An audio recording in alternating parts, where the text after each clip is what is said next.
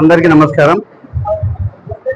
మా ప్రభుత్వం వచ్చిన తర్వాత చాలా బడుగు బలహీన వాళ్ళు, ఎందుకంటే వీళ్ళు ఆసుపత్రిపై డబ్బులు ఖర్చు పెట్టుకొని చాలా బాధపడే పరిస్థితుల్లో మన ప్రభుత్వం నుంచి వాళ్ళకి ఏదో సాయం చేయాలని చెప్పి ఇంతవరకు లాస్ట్ ఉన్న గవర్నమెంట్లో ఎంత ఫండ్ వచ్చింది, మన గవర్నమెంట్ వచ్చిన తర్వాత ఇప్పటికే సుమారు ఒక 500 మందికి సీఎం రిలీఫ్ ఫండ్ ఇచ్చాం. సుమారుగా 5 నుంచి 5.5 కోట్ల వరకు టోటల్గా ఇచ్చాం. ఈరోజు 24 మందికి 28,25,179 రూపాయలు ఈరోజు ఇచ్చాం. ఎందుకంటే ఒకరికి పాప వాళ్ళ ఫ్యామిలీలో ఎంతో ఇబ్బంది పడుతున్నారు, వాళ్ళకి 6,75,000 డబ్బులు వచ్చింది.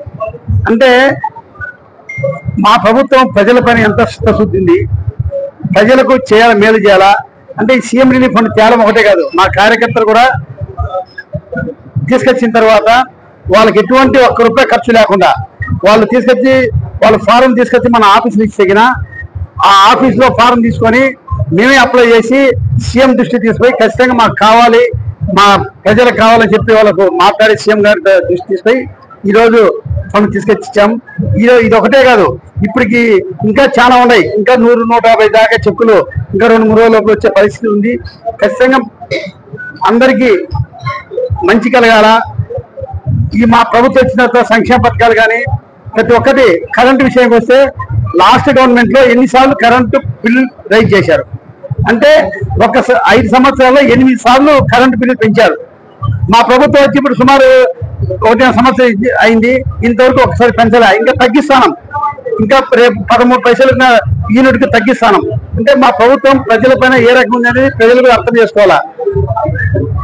తల్లికి వందనం పథకం ఇంట్లో ఎంతమంది ఉంటే అంతమంది తల్లికి వందనం పథకం ఇచ్చాం. బస్సు ఫ్రీ బస్ చెప్పాం, ఫ్రీ బస్ ఇస్తాం. ఇవన్నీ ఒకటి 1 by 1 ప్రజలకు సంక్షేమ పథకం అందించడంలో సూపర్ 6 అనే పథకం బ్రహ్మాండంగా అమలు పరిచారు మా నాయకుడు.